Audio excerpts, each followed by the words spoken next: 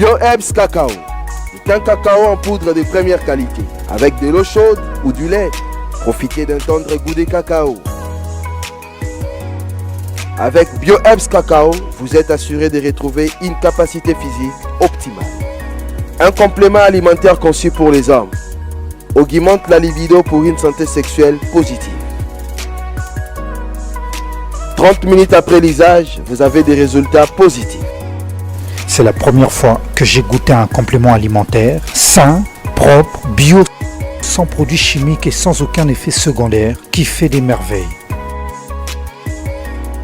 Tout ce qui est écrit pour ce produit est vrai. En tant que médecin, je vous conseille de l'utiliser. Et pour devenir distributeur, écrivez-nous sur gemsociety1@gmail.com.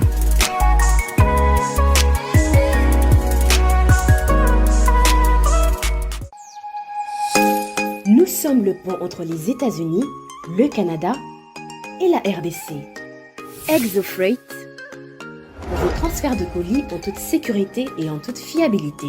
Notre particularité est que pour vos différentes commandes des véhicules neufs ou usagés et autres colis, nous effectuons l'achat à partir des États-Unis, du Canada et nous livrons en un temps record en République démocratique du Congo. Nos adresses aux États-Unis, 1000 Montana Drive, Charlotte NC, 28216. Au Canada, 6377, Boulevard Monk, H4, E3, H8. À Kinshasa, au numéro 32, avenue Kitona, quartier Rigini, commune de Lemba et bientôt à l'est de la RDC. Avec ExoFreight, il n'y a plus de limites.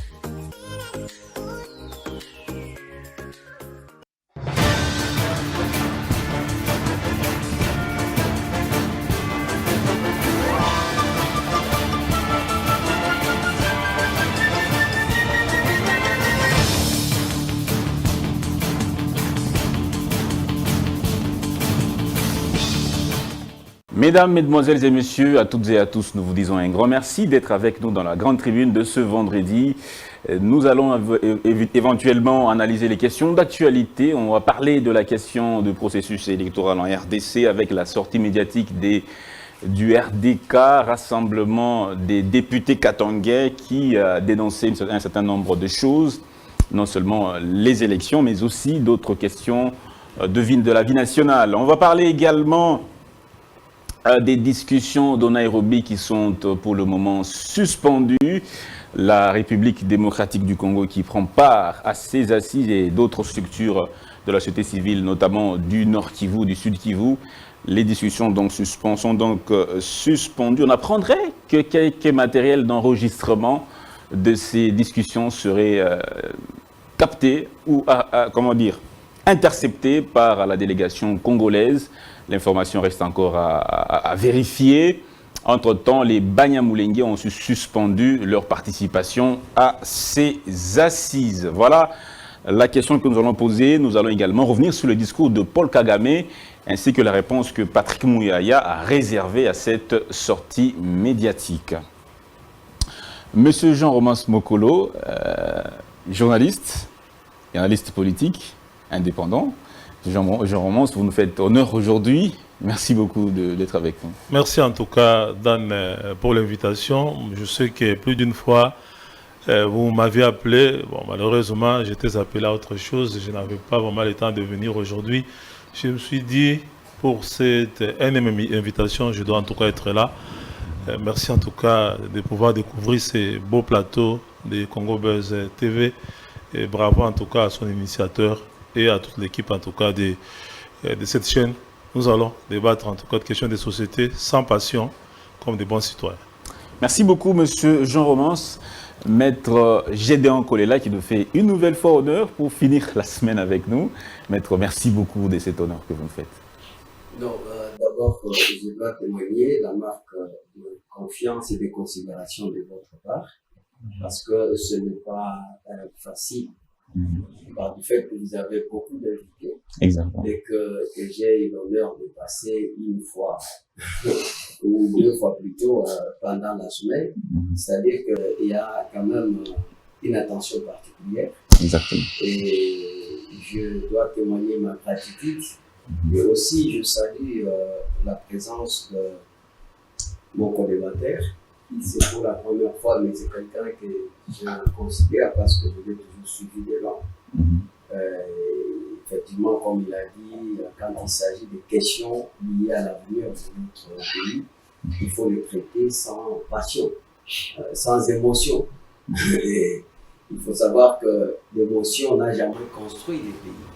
Voilà pourquoi je suis très heureux de partager cette table de discussion avec lui. Merci beaucoup. Plaisir partagé aussi, Maître Bernard. Maître Gédéon Collège. Merci beaucoup. Voilà, on lance ce débat avec la sortie médiatique des RDK, Rassemblement des députés katangais, qui a dénoncé un certain nombre de choses. Premièrement, les centres d'enrôlement et d'identification des électeurs seraient un peu plus majoritaires dans la partie, dans le centre du pays, dans le Kasaï, que d'autres structures, notamment Kinshasa, Nord Kivu, Katanga et un peu partout dans le Kasaï. Il y aurait vraiment concentration des centres d'enrôlement et d'identification des électeurs. Deuxièmement, la nomination des mandataires publics, la plupart viendraient d'un certain coin du pays, tel que nommé par le président de la République. Ils ont également parlé des magistrats qui ont récemment satisfait au test. Pour la plupart, ils viendraient également d'un certain coin du pays également. Les arrestations arbitraires, la marginalisation des Katangais au profit d'autres espaces linguistiques nationaux. Voilà donc ces sorties médiatiques qui ont fait en tout cas parler d'elle depuis hier. Monsieur Jean Romance, à première vue, quelle est votre réaction après avoir entendu cette déclaration? Oui, bon, en fait, je me rends compte que nous sommes en train pratiquement de refaire la même chose. Ce genre de discours, je crois, on doit les avoir entendus après l'indépendance, où certains ont dénoncé la politique de l'exclusion. Pendant la conférence nationale souveraine, on a entendu un tel discours, même sous le règne de Mobutu. Et donc, ce n'est pas un discours nouveau. Ce n'est pas un discours nouveau, mais ça se reflète un peu la culture politique paroissiale qui prédomine dans notre pays. Donc cet esprit secteur, cet esprit des groupes qui se réunissent pour défendre leurs intérêts à cause de leur appartenance provinciale ou quoi. Est-ce qu'il faudra condamner ça ou il faudra encourager ça? Je combat. Bon, ils ont raison peut-être de pouvoir poser leurs problèmes, dénoncer les injustices qu'eux constatent. Malheureusement, je n'ai pas mené la même enquête, je n'ai pas les éléments pour abonder dans le même sens qu'eux. Mais si cela est vrai, je crois qu'il appartiendra en tout cas à ceux qui gèrent les pays et ceux qui peuvent corriger ce genre de situations, de le faire, parce que si l'on doit aujourd'hui avoir toute une communauté qui se considère comme marginalisée, qui se considère comme étant exclue du partage ou des nominations, ce genre de frustration, nous savons que souvent c'est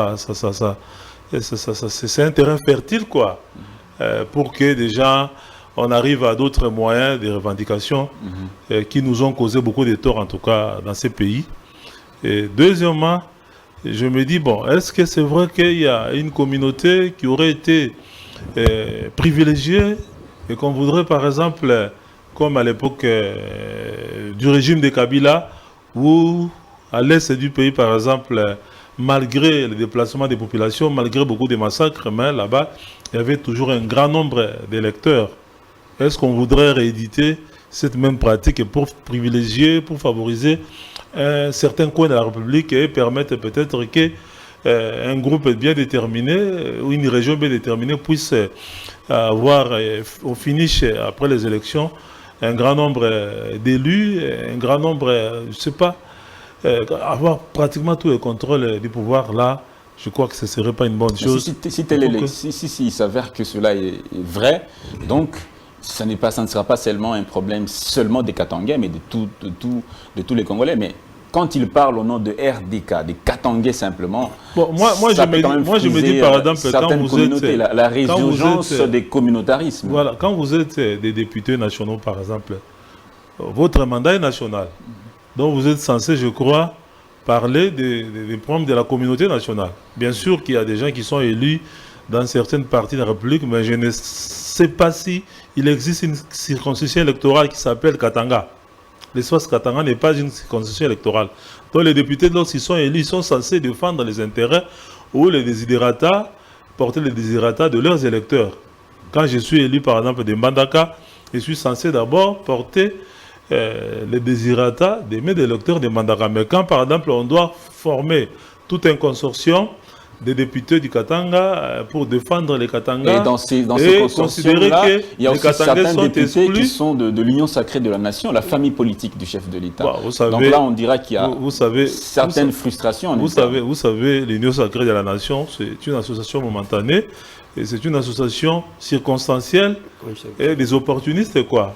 Il y a des gens qui sont venus là-bas parce que, bon, si je reste au sein du FCC, par exemple, mes intérêts ne seront pas pris en compte, mes affaires risquent peut-être d'avoir des problèmes. Il faut que je sois dans la famille régnante, dans la famille politique qui est au pouvoir, pour que j'ai la possibilité de défendre mes intérêts. Je ne crois pas que tout ce beau monde, en tout cas, est venu à l'Union sacrée pour les beaux yeux du chef de l'État ou pour défendre les intérêts communs des Congolais. C'est ça les grands problèmes que nous avons ici. Merci. Mais lorsqu'une communauté pose ces problèmes-là, et surtout, par exemple, que la communauté katangaise et la communauté kassai, nous savons nous tous, ce qui le divise depuis des années Mobutu. Jusqu'à aujourd'hui, quand on revient avec un tel discours, qu'est-ce qui les divise? Ça risque... C'est question de rappeler. Qu'est-ce qui divise? Non, bon, à l'époque, par exemple, on estimait que les Katangais étaient alliés au régime Mobutu qui maltraitait les Kassaïens. Aujourd'hui, que les Kassaïens, à travers les chefs de l'État, bon, c'est une façon de parler, sont au pouvoir. Il y en a qui estiment que c'est une occasion pour eux, par exemple, de prendre la revanche. Donc, il y a ce genre d'accusations risquent de déterrer la hache de guerre, de pouvoir peut-être remuer les couteaux dans la plaie. Je crois que s'il y avait des problèmes à poser, on pouvait faire par exemple un mémo, soit au chef de l'État, soit à la centrale électorale, plutôt que de faire une déclaration qui risque d'être mal interprétée par certains qui penseraient qu'ils sont visés et qu'ils pourraient par exemple prendre l'initiative de pouvoir et aussi défendre leur cause par rapport à ces genres de discours sectaristes. Merci beaucoup, monsieur Jean-Romance Mokolo, maître Gédéon Kolela. Quelle est votre lecture de cette déclaration? Bon, j'ai une lecture commémorative sur l'aspect du passé qui fait partie de notre histoire. Et que depuis l'accession de notre pays à la souveraineté nationale, ou internationale plutôt, les querelles politiciennes au niveau interne et national, entre le pouvoir et l'opposition d'une part, d'autre part entre ce que nous appelons la fracture plutôt entre cette classe politique et la société civile, où les forces vives de la République ont eu pour conséquences majeures. Ces conséquences majeures, nous pouvons dire que le manque de la conscience nationale, l'augmentation des doses de l'ignorance et l'obscurantisme, et aussi le déficit de patriotisme, mettant ainsi la population congolaise dans l'incapacité. Les déficits de... Les déficits de patriotisme. Le Donc mettant ainsi la population congolaise dans l'incapacité de défendre ses valeurs scientifiques, ses acquis politiques et sociaux et politiques, pour pouvoir améliorer les conditions de vie de cette population, d'autant plus que cela constituait le mobile profond des perspectives même de l'indépendance. Regardez, c'est comme si, comme Jean Mokolo a dit, nous faisons des surplaces. Donc, mais moi je pense que cette déclaration n'est pas la bienvenue. C'est ainsi le point nommé qu'il faut fustiger les gens qui n'aiment pas la démocratie, même une bonne à lire envers elle. Mais s'il y a marginalisation, c'est quand même de bon augure de dénoncer cela. Non, moi encore, j'estime qu'il y a un problème aussi de la déification des individus qui voulaient qu'on puisse maintenir un système d'une politique où on trouve qu'il y a un peuple qui doit avoir beaucoup plus, un quota élevé. Ce n'est pas la première fois. Vous avez vu lors il y a eu quelque chose comme conclave de Katangais, où on a vu Moïse Katumbi, Joseph Kabila, où les Katangais ont pensé qu'il faut que les Katangais puissent se former à un seul corps pour ne pas donner l'occasion à quelqu'un d'autre d'être candidat président de la République et à qui ils peuvent donner les voix autres qu'un Katangais. Vous voyez? Donc, puis, comme Jean Moukolo dit, c'est là où nous voyons que les démons du passé sont encore loin de quitter, surtout beaucoup plus nos frères, dans la mesure où... Les démons du passé qui séparaient, qui divisaient les... Donc, où les Katangais n'ont jamais digéré du fait que c'est un Kassaïen aujourd'hui qui arrive au pouvoir.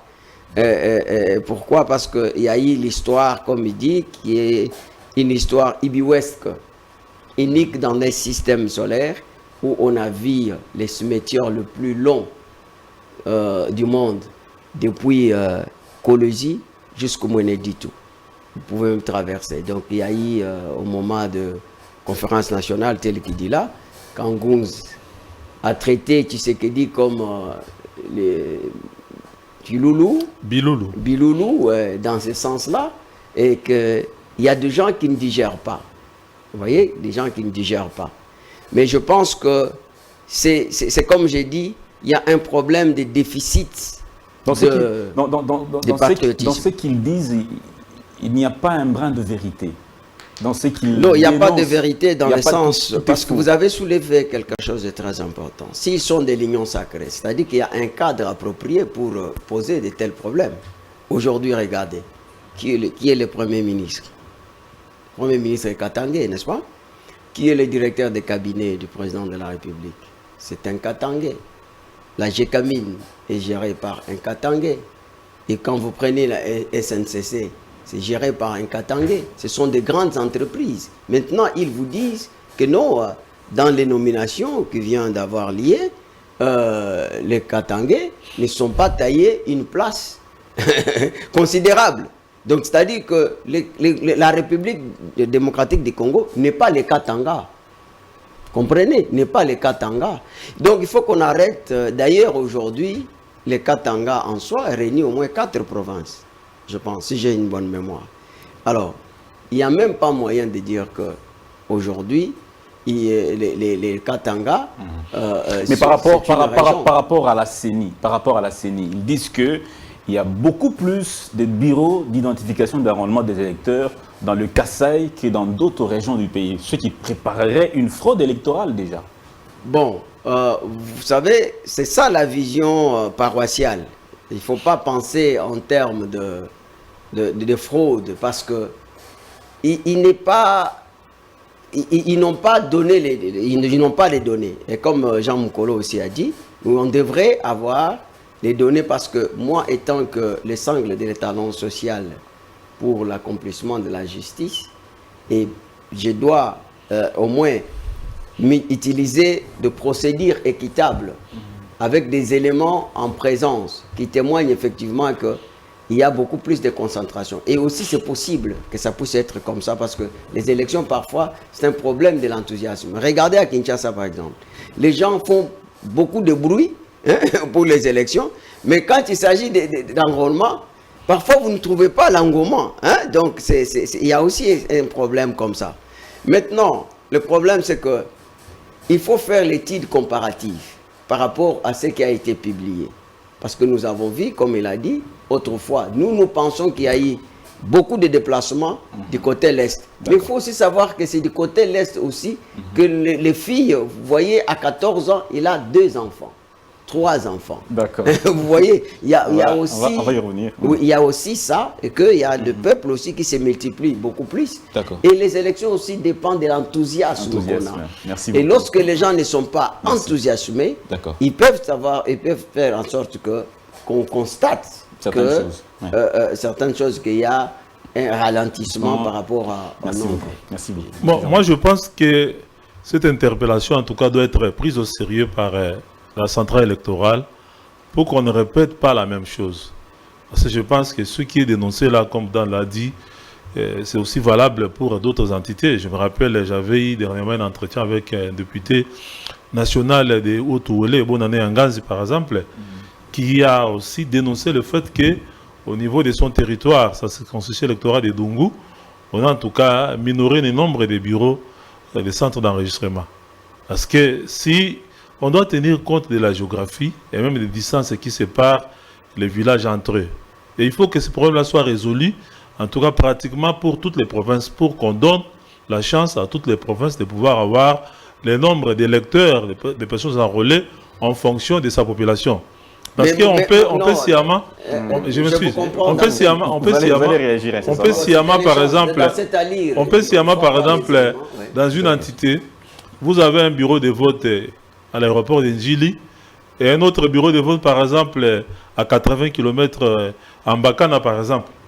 Mais quelqu'un, par exemple, qui habiterait à 30 km du bureau de vote, il doit faire les pieds pour aller là-bas. Donc, je crois qu'il faut vraiment qu'on fasse une bonne cartographie pour installer des bureaux de vote en fonction de la proximité des centres d'habitation avec ces bureaux-là pour donner la chance à tout le monde. Parce que si, déjà, on doit, par exemple, utiliser la CENI comme étant un instrument pour gagner les élections, par exemple, avant même les élections, en dehors des urnes, moi je crois que ça risque de créer des frustrations parce que certaines personnes pourront se dire non, nous on n'a pas pu se faire enrôler parce que les bureaux étaient situés à 80 km, nous on a pu aller voter parce qu'il fallait par exemple faire 3 jours à pied ou à vélo pour arriver là où on devait se faire enregistrer. Il faut vraiment qu'on rapproche les bureaux, les centres d'inscription, les bureaux de vote de là où habite la population. Mais est-ce que une question. Vous avez dit, est-ce que la CENI devrait se prononcer par rapport à cette question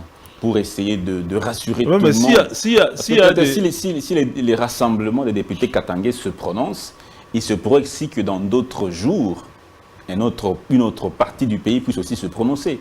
Est-ce que la CENI peut-elle communiquer pour rassurer tout le monde? Mais quand il y a des accusations qui sont portées contre une institution, à ce que sache, la CENI a une direction de communication. Et cette direction de communication-là, je ne pense pas qu'elle bouffe l'argent de l'État pour rien. Donc quand il y a des accusations comme ça qui sont portées contre une institution, dans la communication, il faut que l'institution puisse réagir, soit en rejetant ou soit en publiant les données qui sont réelles sur terrain.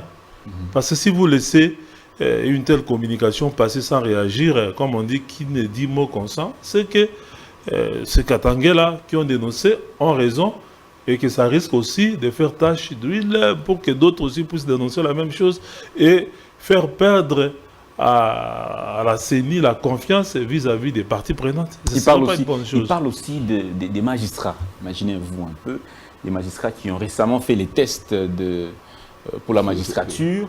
La plupart viendraient d'une certaine région.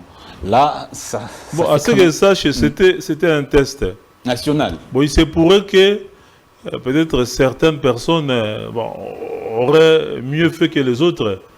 Là, je ne crois pas qu'on a... Ce n'était pas un recrutement sans test, tout ça. Si c'était des nominations sans test, là, peut-être qu'on aurait fait un effort pour qu'il y ait un équilibre.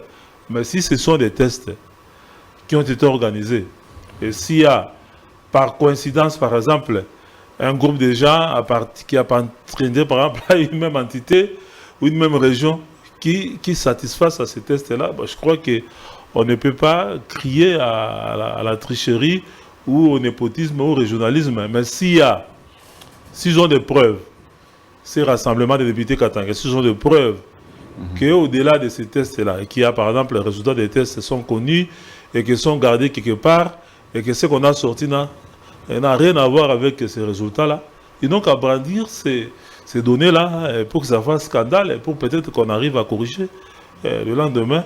Parce qu'il ne serait pas normal qu'on ait, par exemple, recruté des gens qui seraient à 60 ou 70% venant d'une même entité ou d'une même région, et surtout qu'il s'agit du pouvoir judiciaire appelé à juger tous les Congolais, à pouvoir assurer une bonne justice au profit de tous les Congolais. Il faut vraiment qu'on arrive à faire quand même cet effort-là de vérifier si réellement ce qui est fait là est normal. Si ce n'est pas normal, il faut qu'on corrige parce qu'on ne peut pas avoir dans une même organisation, dans une structure, une institution de l'État, qui est censée en tout cas assurer la justice pour tout le monde, une dominance d'une certaine communauté. Et ça risque de créer un conflit d'intérêts, de favoritisme. Par exemple, celui qui avait gagné un procès parce qu'il n'est pas de ma communauté et que nous qui constituons les jurys, nous sommes de sa communauté, nous les privilégions, ce ne serait pas une bonne chose. Merci beaucoup, monsieur Jean Roumans. Maître Gédéon, il va un peu loin pour dire que la plupart des gens, des jeunes gens qui sont arrivés, bon, pas la plupart des jeunes gens seulement, mais les Katangais font l'objet d'arrestations arbitraires. Certains qui sont détenus à l'ANR aujourd'hui, pour la plupart sont sur les Katangais. C'est pour ça que, tout en étant d'accord avec Jean Mokolo, je dirais que là, vous voyez que le problème ne concerne pas la CENI. Ils ont pu peindre un tableau noir. Qui est général. Oui, général, parce qu'ils ont parlé de nomination récente et qu'ils ont fait un constat. Il y a beaucoup plus une sorte de prédomination d'une région ou encore de l'espace. Donc on parle de l'espace kassaïen. Et je ne voudrais pas que les Katangais nous montrent qu'ils sont encore loin de se relever de leur faiblesse, où ils pensent que les Katanga pouvaient même être considérés comme une république. Parce que ici, je trouve la ramification par rapport à ce qu'ils ont tenu autrefois comme conclave du Katanga, je ne sais pas comment on avait appelé ça, parce qu'ils ont dit il faut qu'on considère que Katanga a beaucoup plus un quota élevé par rapport aux autres. Voyez, en tenant compte même de sa richesse. Alors que si nous avons la Gécamine aujourd'hui, c'est le caoutchouc de l'Équateur qui a construit cette Gécamine.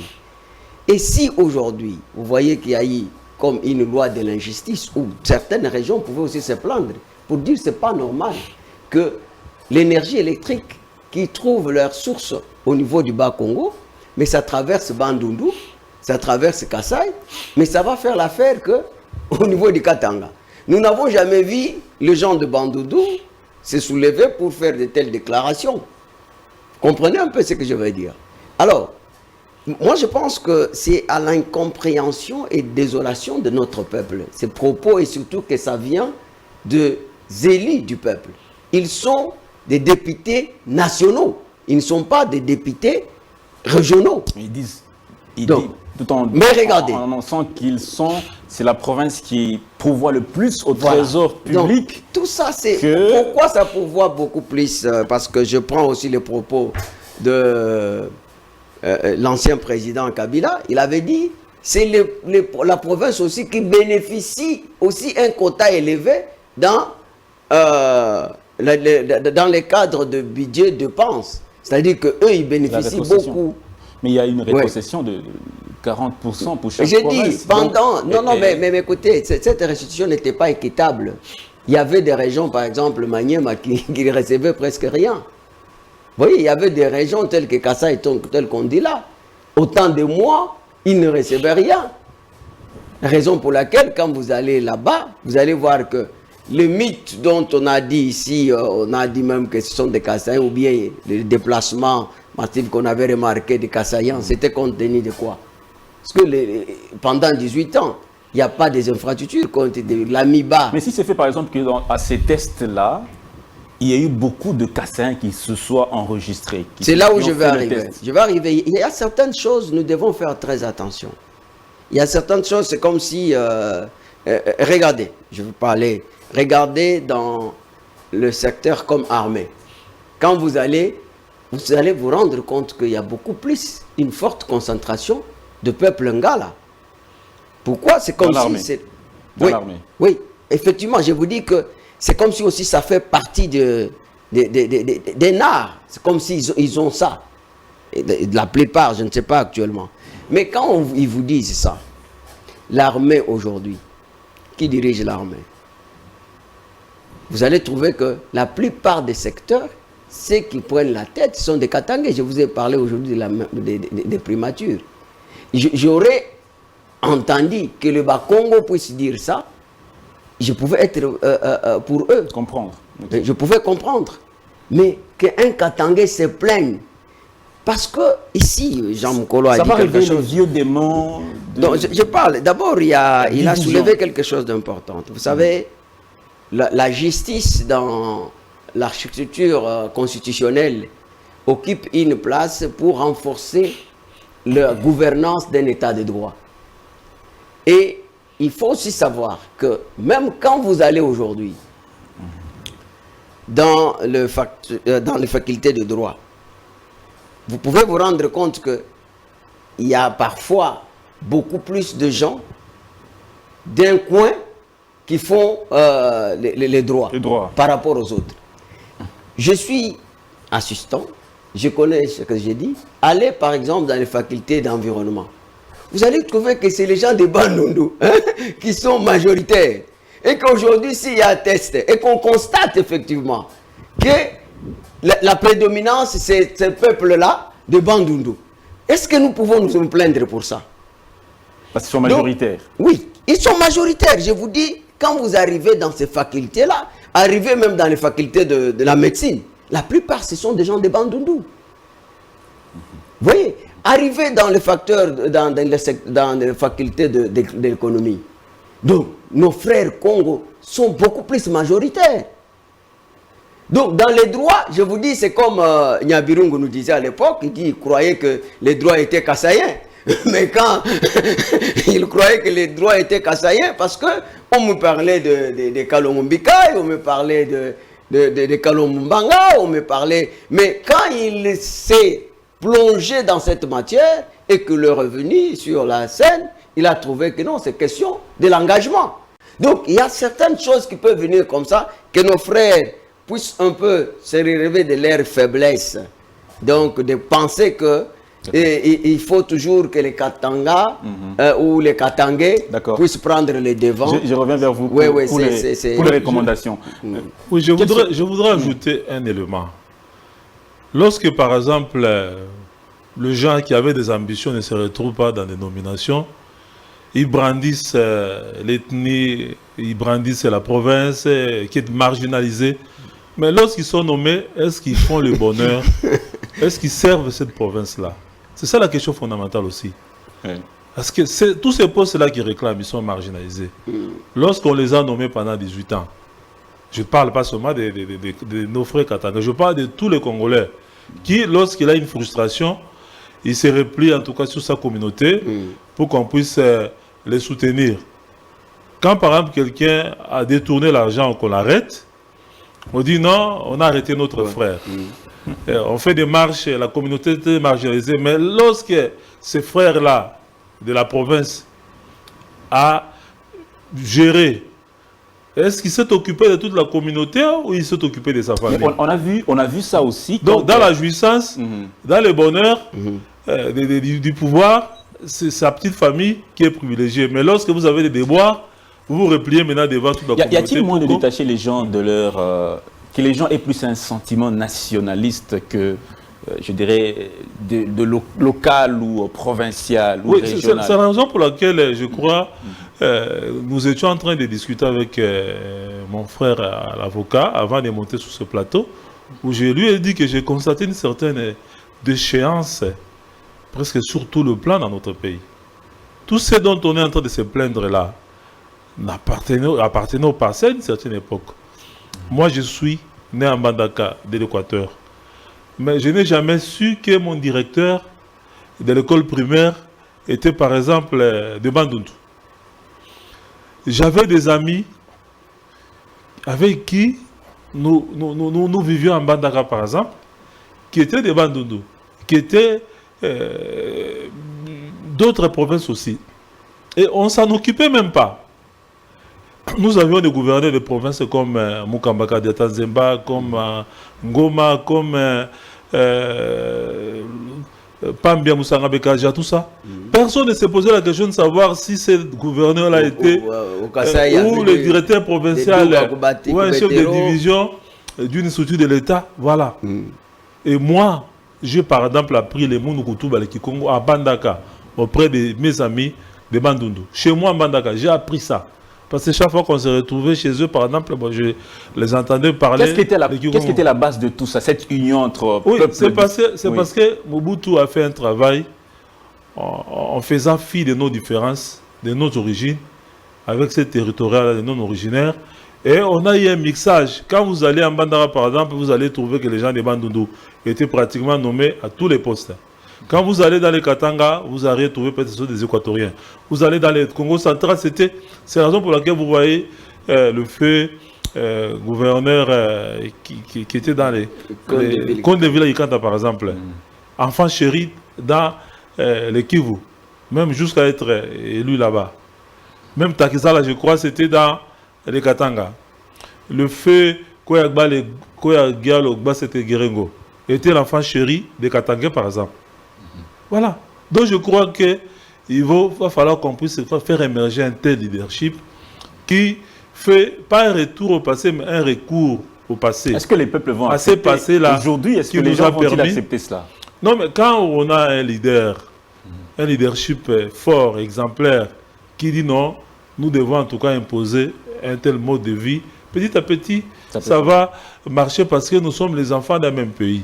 Parce que ce genre de discours dit non, nous, la province du Congo central par exemple, nous apportons beaucoup dans le budget de l'État. Non, le budget de l'État, ce n'est pas comme ça que ça fonctionne.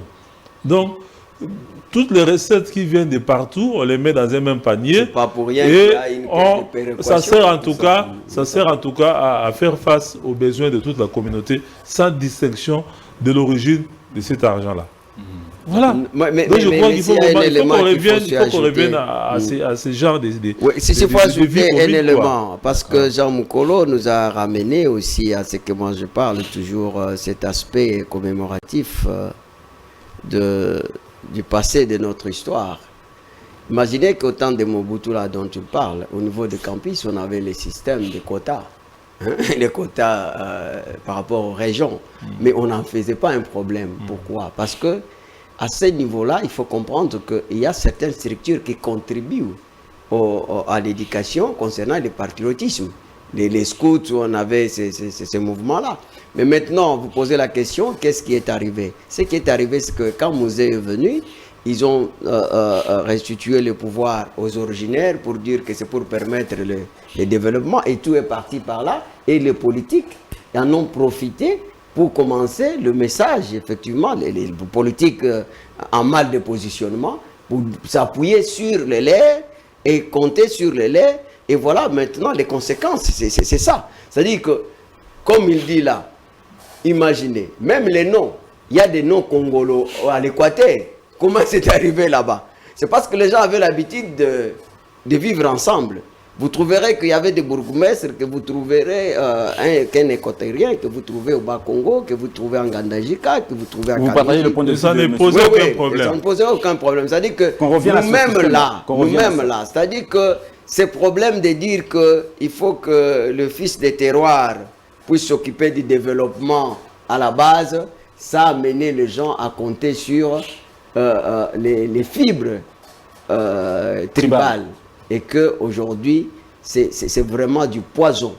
Et je vous dis qu'il y a des gens, des politiciens qui comptent que sur ça. En dehors de ça, il sait qu'il ne va pas gagner les élections.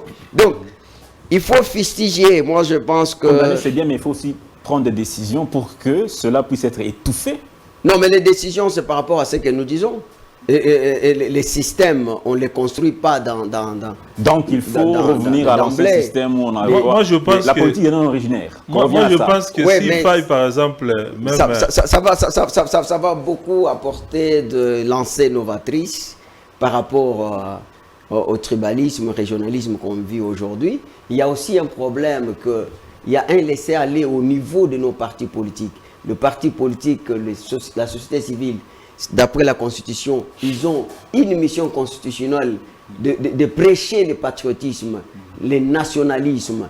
Il faut, moi je pense... Les partis politiques au Congo, déjà, c'est généralement à caractère régional, parfois tribal, où les gens d'un même coin sont dans un même parti politique.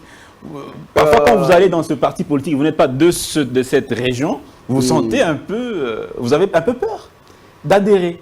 Bon, mais je vous dis que cette histoire-là, au temps de quand même l'IDPS qui a été créé comme une opposition farouche, qui faisait ombrage à Mobutu, la plupart des cadres étaient beaucoup plus de Bukavu. Vous voyez? Mais maintenant, c'est pourquoi je vous dis que le tribalisme a toujours été utilisé comme l'arme de faible. C'est un outil de faible. Et Mobutu lui-même s'est plongé dans ces histoires-là, donc vers le soir de son mandat, parce qu'il a utilisé les gens comme les Kyungu Wakumanza, les gens comme des Ngunze Karlibon, comme il trouvait que c'est lui qui le faisait ombre pour son pouvoir, il était de Kasaï. C'est comme ça que cette histoire, lui-même a fait une bonne chose, parfois d'une mauvaise manière, parce qu'au soir tout à fait, je suis d'accord avec lui, parce que même moi-même, quand je fais la lecture, par exemple, de la gouvernance de Mobutu, il a bien commencé, et à un certain moment, lui-même a commencé à déconstruire ce qu'il avait construit.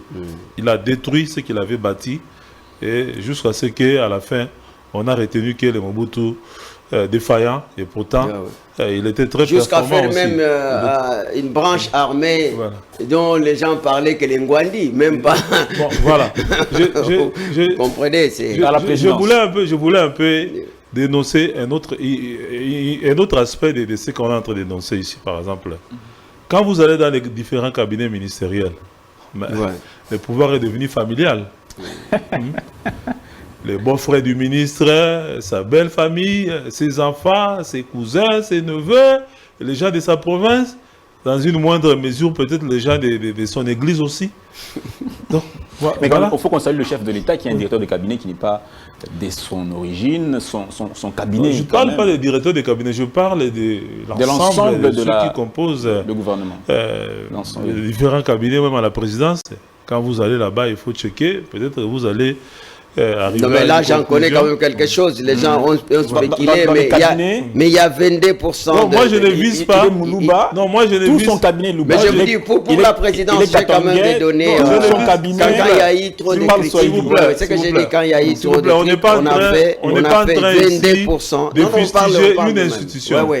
Nous disons que généralement aujourd'hui, quand vous allez dans les différents cabinets ministériels, c'est vraiment proche du ministre. Ça n'est pas qu'aujourd'hui, ça date de longtemps, même à l'époque de Kabila, on a vu ça. Voilà. Un ministre qui est de l'Équateur, pratiquement tous les membres de son Équateur sont de l'Équateur. Bon, mais en fait aussi, il faut aussi relativiser. Ce n'est pas parce que vous êtes ministre que vous avez aussi un membre de la famille qui mérite, qui a des compétences. Non, on refuse pas. Parce que ici, nous fustigeons les comportements où on doit favoriser un membre de famille qui n'a rien, donc qui est un vaurien, par rapport à quelqu'un qui a d'expertise. Donc ça, c'est encouragé.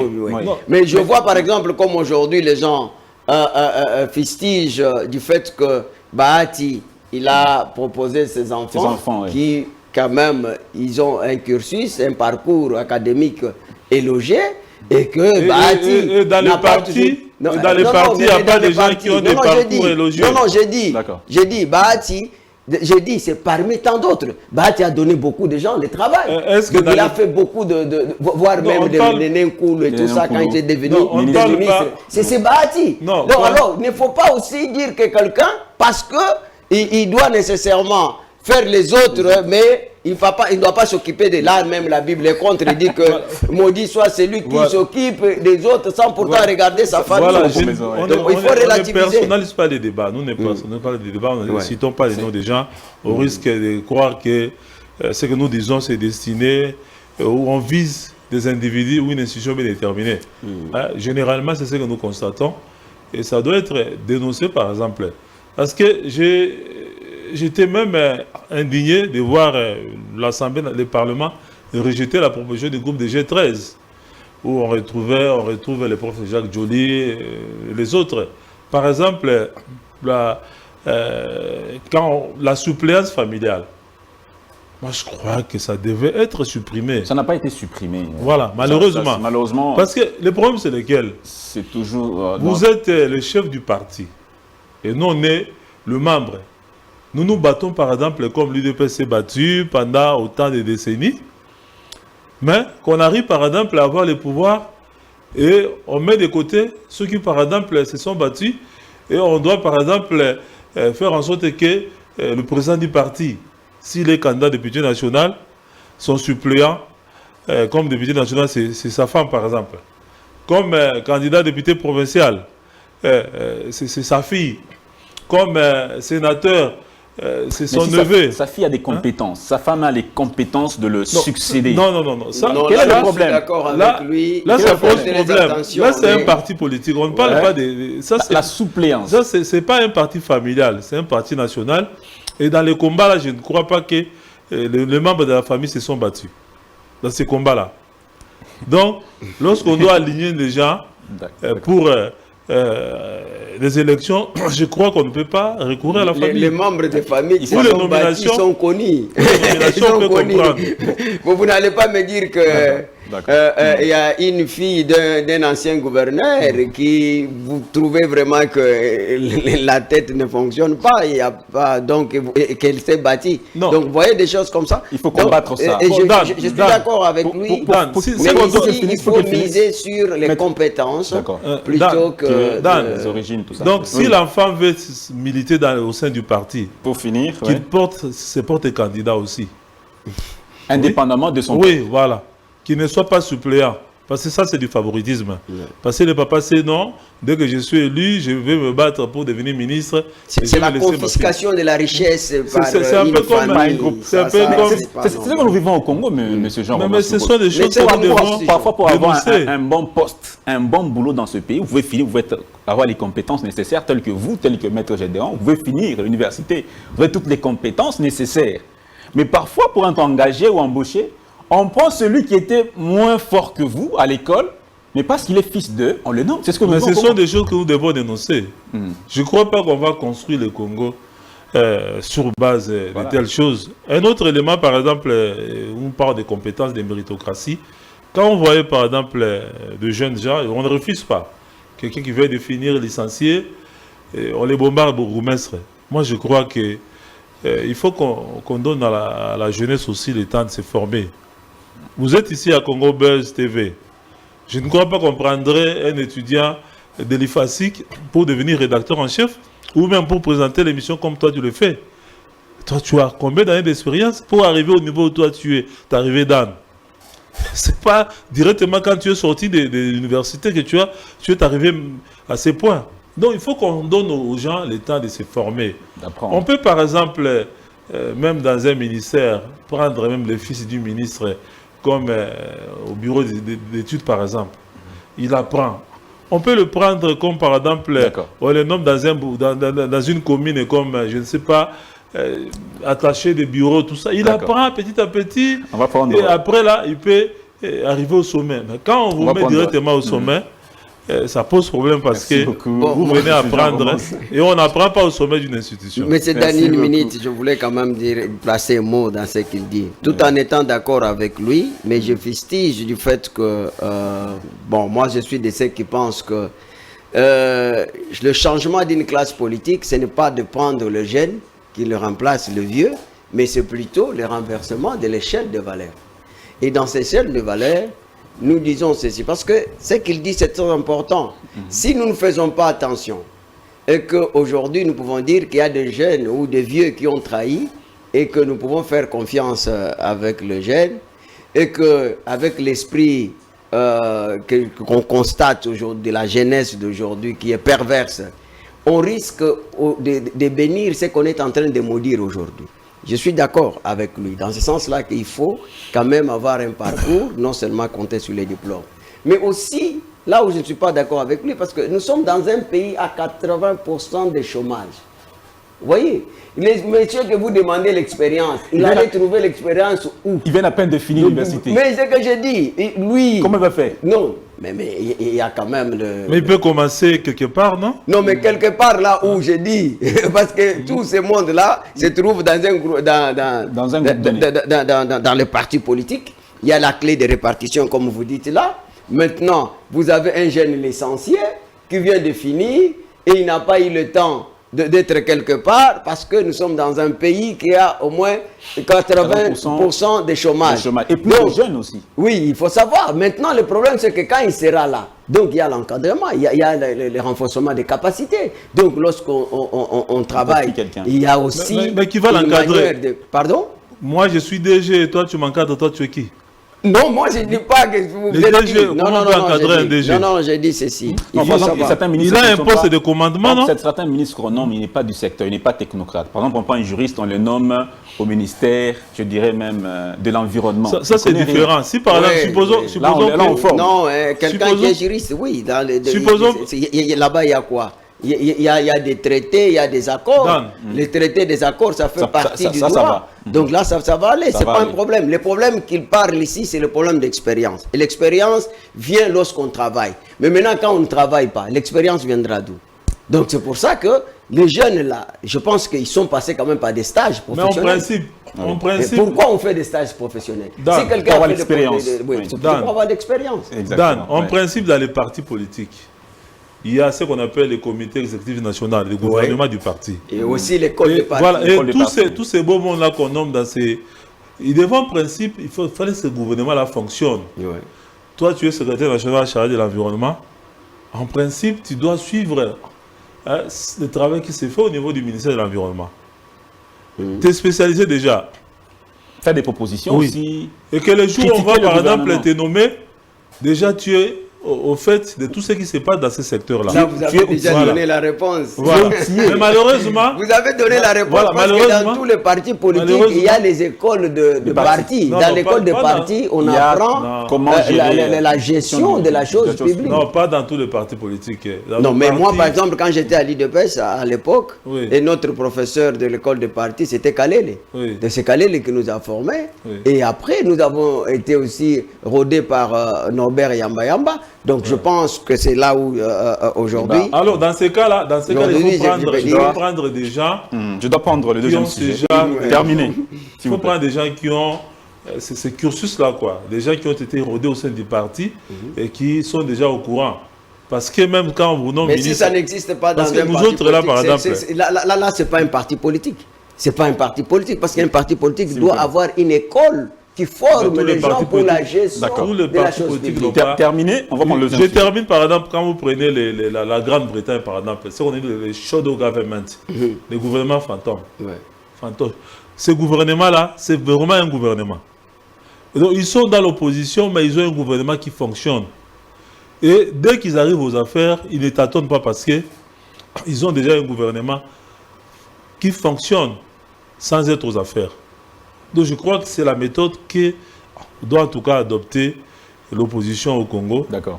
Une fois que vous arrivez aux affaires, vous ne pouvez pas commencer maintenant à chercher comment... D'accord. Il nous reste 10 minutes, pratiquement on va finir avec 10 minutes seulement. On ne sait pas développer malheureusement toute la thématique, mais on va quand même parler de la question de l'Est. On en a parlé largement toute la semaine. On va essayer de parler un peu en bref pour conclure l'émission. Il y a quelques matériels d'enregistrement seraient détectés dans les négociations de Nairobi, discussion plutôt de Nairobi, puisque là l'information reste encore à confirmer. En dehors de ça, il y a également les propos de Paul Kagame qui font mouche. Il est même allé qualifier le président de la République d'illégitime, qui n'a pas gagné les élections en 2018 et qu'il se prépare à ne pas organiser celle de 2023. Paul Kagame a été remis. Donc Patrick Moyaï qui a réagi à ces déclarations pour dire que le Rwanda, ce n'est pas un pays démocratique. Et donc Kagame n'a pas de leçons à donner aux Congolais. Déjà, les droits de l'homme au Rwanda sont bafoués. Alors, je commence avec qui? Maître Gédéon Kolela, votre lecture de cette question. Bon, pour moi, je pense que je qualifie ce propos de négationnisme d'une personne sur les bancs d'accusés qui plaide non coupable. Parce qu'il a dit qu'il postule pour la paix. Maintenant, je me pose la question, est-ce que ces propos peuvent contribuer à la paix dont il postule? Nous disons non. Il dit que tous les malheurs du Congo, les Congolais les mettent sur son dos. Bon, effectivement. Tous les malheurs. Ils sont Effectivement, pleins. on a vu que lui, non seulement que c'est pas les Congolais, mais lui, en quelle qualité il s'est présenté dans ce conclave avant Nairobi, il était À Luanda. Donc à Luanda, Il a il signé. représentait qui? Parce qu'il a signé et son gouvernement a signé. Oui. Donc on comprend tout simplement que c'est le M23, c'est une fiction. Fiction qui est créée par le Rwanda pour couvrir l'agression. Et cette agression, parce que lui, il se donne même le pouvoir de protéger les Tutsis qui sont sur les sols congolais. Et aujourd'hui, quand il dit lui-même, parce qu'il soulève la question des élections relève d'une question de la souveraineté nationale. Et on parle des élections là où il y a la démocratie, parce que c'est la démocratie qui est le cadre par excellence, où on restitue la République entre les mains des citoyens, qui ont ce pouvoir, qui le veulent pour jouer un rôle décisif et déterminant dans la prise des décisions de l'action publique. L'enjeu c'est quoi? C'est le partage des pouvoirs décisionnels. Et cette question-là, c'est pour ça que je suis d'accord avec Mouyaya quand il pose la question, si effectivement il y a la démocratie au niveau du Rwanda. Est-ce qu'il y a la liberté d'expression? Donc on trouve que tout ce qui est comme, les gens qui se manifestent comme les opposants ne se trouvent pas sur le sol rwandais. Vous voyez, ils sont ailleurs, vous voyez des déclarations qui se font. Mais est-ce qu'il y a des chaînes de télévision comme ici chez nous? Vous comprenez?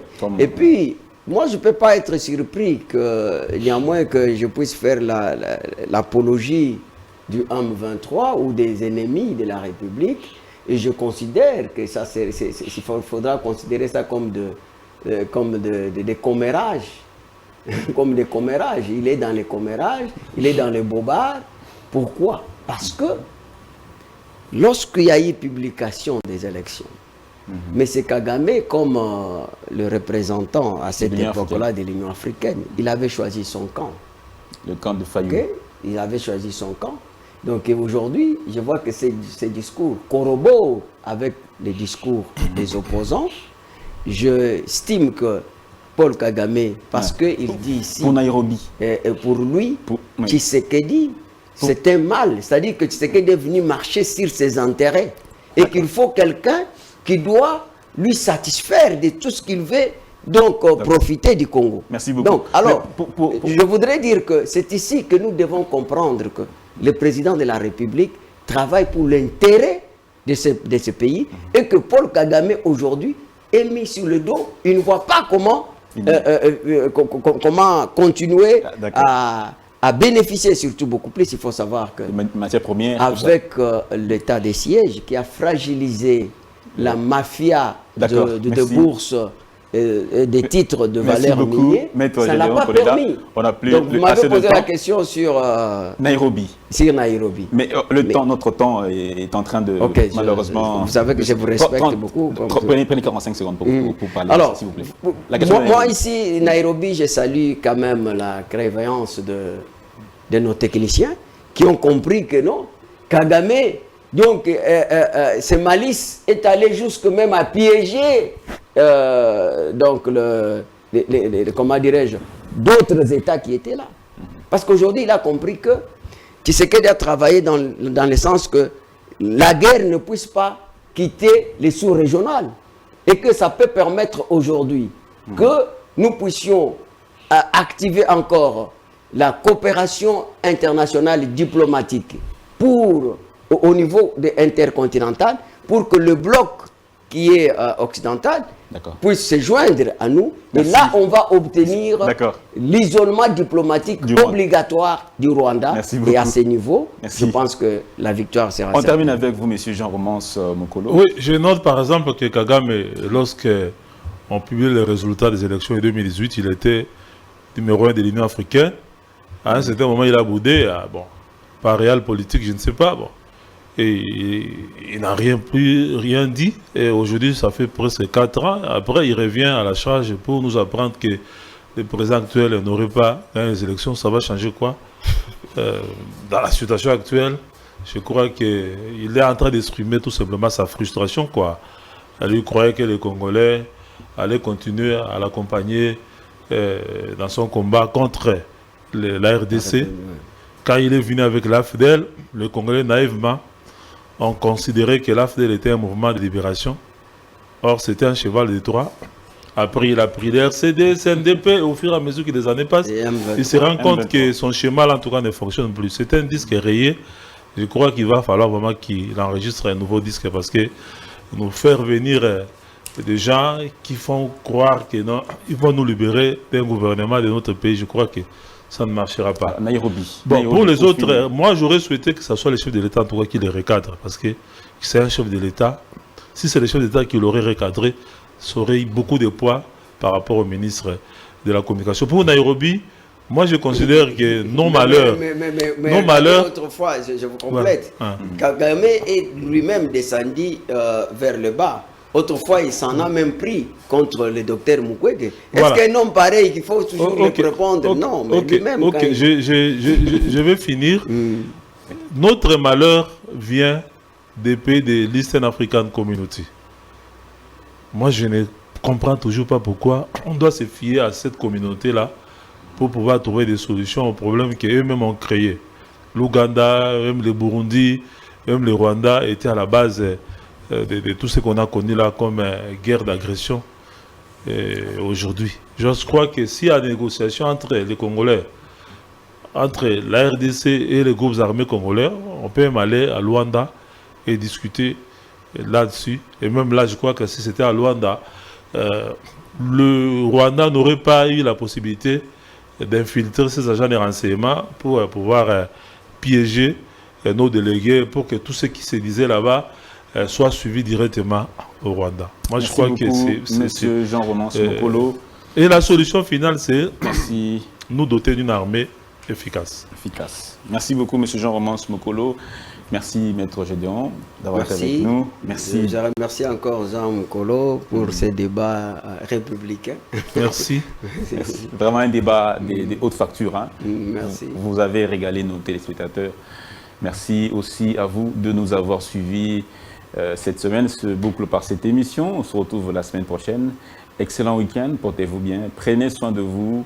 Et demain, et plutôt lundi, donc nous allons reprendre de plus belles manières. À très bientôt.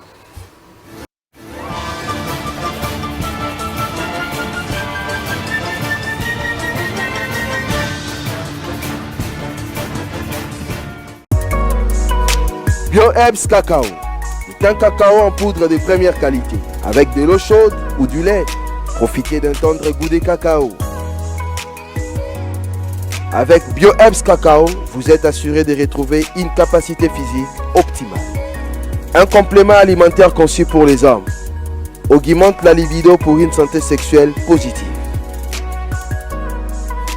30 minutes après l'usage, vous avez des résultats positifs. C'est la première fois que j'ai goûté un complément alimentaire sain, propre, bio, sans produits chimiques et sans aucun effet secondaire qui fait des merveilles. Tout ce qui est écrit pour ce produit est vrai. En tant que médecin, je vous conseille de l'utiliser.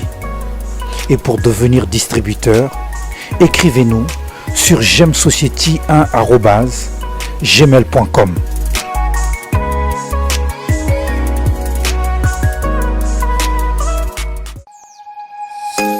Nous sommes le pont entre les États-Unis, le Canada et la RDC. ExoFreight, pour vos transferts de colis en toute sécurité et en toute fiabilité.